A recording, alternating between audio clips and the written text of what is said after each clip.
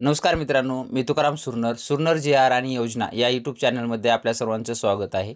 आजच्या व्हिडिओमध्ये एक अत्यंत महत्त्वाची माहिती आपण पाहण्याचा प्रयत्न करणार आहोत। जर पाहिलं तर दवाखान्यासाठी पाहिलं तर जसं की आयुष्यमान भारत कार्ड असेल, 5 लाखापर्यंत जे काही ज्या कुटुंबाची व्यक्ती असेल त्यांना जर काही अपघाती विमा असेल किंवा कोणत्याही कारणास्तव जर 5 लाखापर्यंत दवाखाना लागला असेल, तर त्यांच्यासाठी तुम्हाला एक जी काही स्कीम आहे दवाखान्याची 5 लाखापर्यंतची, त्याच अंतर्गत आपण आयुष्यमान भारतसुद्धा कार्ड काढलेले आहेत। पण त्याच्यामध्येच आणखी एक आता आभा कार्ड एक म्हणून काढलं जाते। आभा कार्ड म्हणजे त्याच्यामध्ये जे काही आहे ते आभा कार्ड काढण्यासाठी नेमकं तुम्हाला काय करावं लागेल? त्यासाठी तुमच्याकडे आधार कार्ड असणं आवश्यक आहे आणि तुमच्या आधारला मोबाईल नंबर असणं गरजेचं आहे किंवा आधारला मोबाईल नंबर जरी लिंक नसेल, तर तुम्ही ती व्यक्ती स्वतः उपस्थित असणं गरजेचं आहे। कारण की त्याच्या ह्याच्यानुसार त्यांचा फेस आयडी घेऊन सुद्धा तुम्ही हे आभा कार्ड काढू शकता। तर हे कसं काढायचं? नेमकं त्याच्यासाठी प्रोसेस काय आहे? ती सविस्तर माहिती आत्ता आपण आजच्या व्हिडिओमध्ये पाहण्याचा प्रयत्न करणार आहोत। तर चला आजच्या व्हिडिओला सुरुवात करूया। ते सर्वप्रथम तुम्हाला गुगलमध्ये जायचं आहे आणि आभा असं सर्च करायचं आहे। असं सर्च केल्यानंतर अशी वेबसाईट दाखवेल, त्यावरती क्लिक करून घ्यायचं आहे। क्लिक केल्याच्यानंतर तुमच्यासमोर वेबसाईट ओपन होईल। त्यामध्ये पाहू शकता वरच्या बाजूला सुद्धा क्रिएट आभा कार्ड आणि खाली सुद्धा क्रिएट आभा नंबर आहे। त्यामध्ये क्लिक केल्यावर क्रिएट युअर आभा नंबर युजिंग आधार आणि क्रिएट युअर आभा नंबर युजिंग ड्रायव्हिंग लायसन्स, दोन्हीपैकी कोणत्याही पद्धतीनं तुम्ही करू शकता। आपण आधारनं ट्राय करणार आहोत। त्यावरती क्लिक केल्यानंतर तुमचा जो काही आधार नंबर आहे, ज्यांचं काढायचे त्यांचा आधार नंबर इथं टाकून घ्यायचा आहे।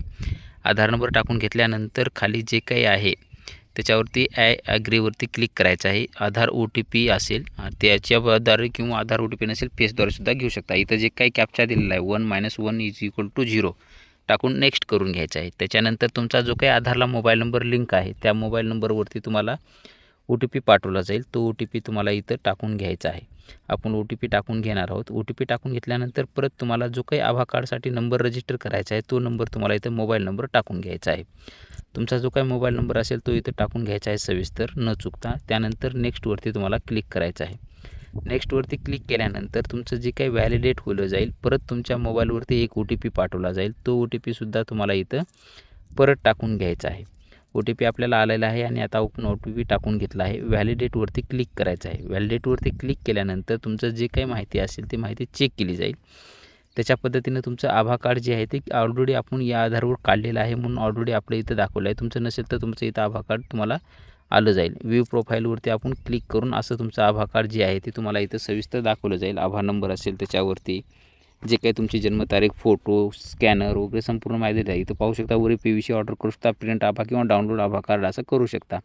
डाउनलोड आभा कार्डवर आपण क्लिक करून घेणार आहोत। क्लिक करून घेतल्याच्यानंतर तुमच्यासमोर जे काही एक PDF फाईल तुमची डाउनलोड होईल।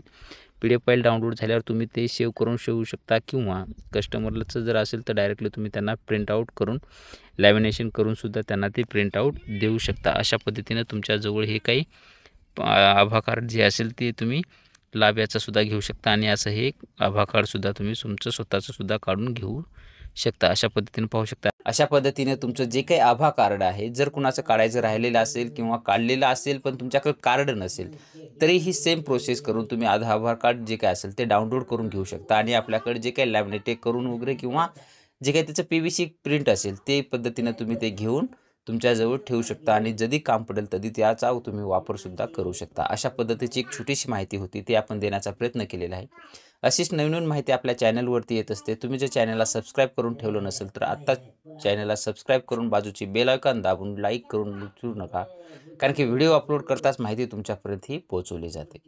भेटूया नवीन माहितीसह नवीन व्हिडिओमध्ये। धन्यवाद।